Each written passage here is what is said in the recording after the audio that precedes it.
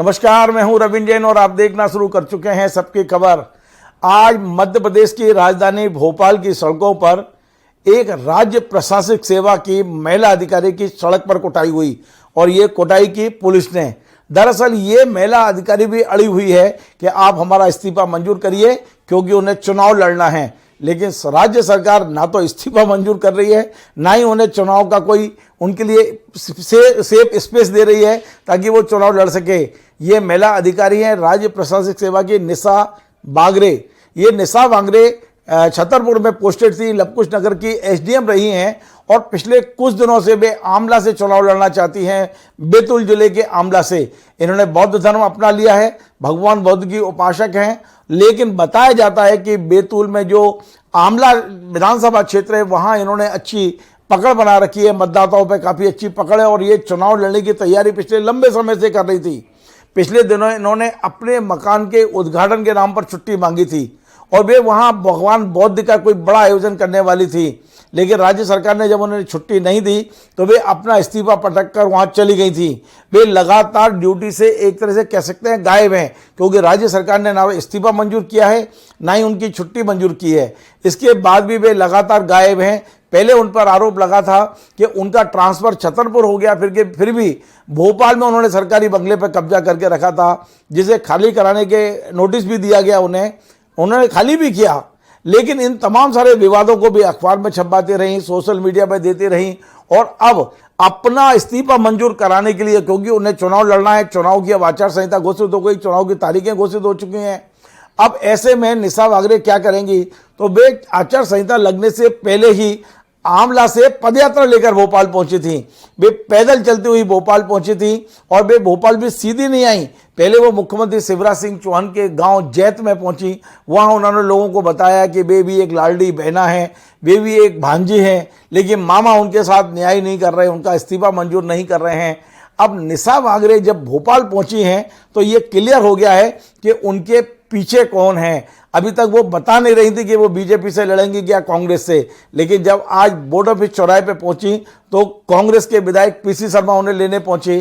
कांग्रेस के मीडिया विभाग के अध्यक्ष के मिश्रा जी उनका अभिनंदन कर रहे थे और भोपाल में कांग्रेस के जिला अध्यक्ष मोनू सक्सेना उनके पलक पावड़े बिछा के उनका स्वागत कर रहे थे और वे चाहते थे कि वहां बाबा साहब अम्बेडकर की प्रतिमा पर माल्यार्पण करके मुख्यमंत्री निवास तक जाएं, लेकिन आप जानते हैं कि उनके पास परमिशन नहीं थी विधिवत और मध्य प्रदेश में बिल्कुल आचार संहिता लगने वाली थी, प्रेस कॉन्फ्रेंस घोषित हो चुकी थी। ऐसे में पुलिस ने उनको रोका। वे आगे बढ़ी तो जुमा झटकी हुई, जैसा कि मैं अब आपको वीडियो में दिखा रहा हूं। आप मेरे बगल में जो वीडियो चल रहा है इसको देखिए, किस तरह निशा बागरे जो राज्य प्रशासनिक सेवा की अधिकारी हैं, जिन्हें नियमों की जानकारी है, वो किस तरह पुलिस को धक्का देती हुई आगे बढ़ने की कोशिश कर रही थी। पुलिस ने उनको रोक लिया बोर्ड ऑफिस चौराहे पे और जब वे नहीं मानी और वे एक संविधान की पुस्तक लेके, बाबा साहब का एक चित्र लेके मुख्यमंत्री निवास की ओर बढ़ने की कोशिश कर रही थी, तो फिर पुलिस ने उनको सड़क पर कूटा।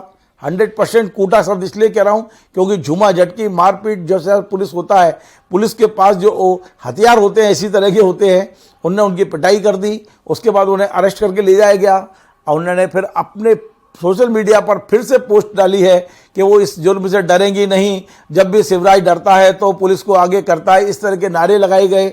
उनके कपड़े फट गए तो उन्हें फटे हुए कपड़ों में फोटो भी डाले हैं अपने। मैं आपको सारी चीज़ें दिखाता हूं, पहले एक वीडियो दिखाता हूं किस तरह उन्हें गिरफ्तार करके आज जेल ले जाया गया। देखिए।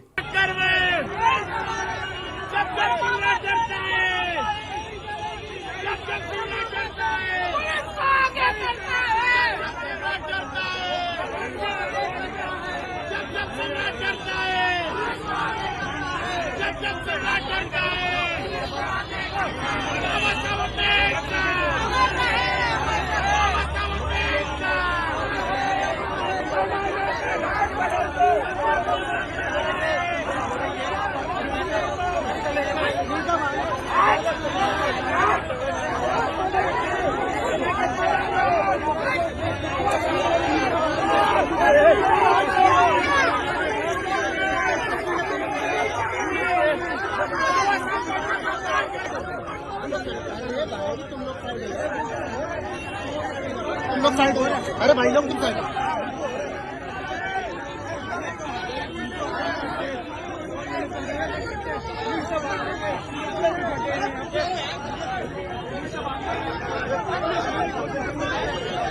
का हंगामा देखने को मिल रहा है और पूरी कोशिश की है कि किसी भी तरीके से यहाँ पर ये पूरा हंगामे को शांत किया जाए। हमला पूरा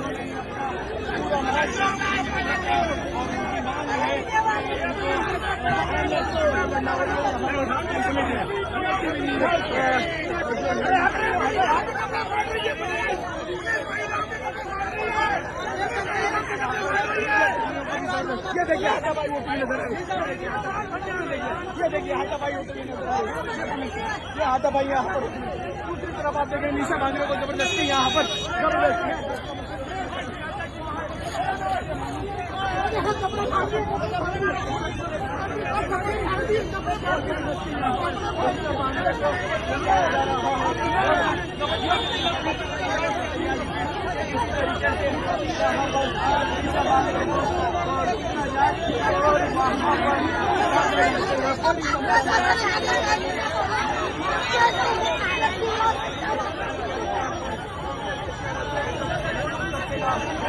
अब मैं आपको वो फोटो दिखाता हूं जो उन्होंने अपने फेसबुक पेज पर डाले हैं। उनके कपड़े फटे हुए हैं।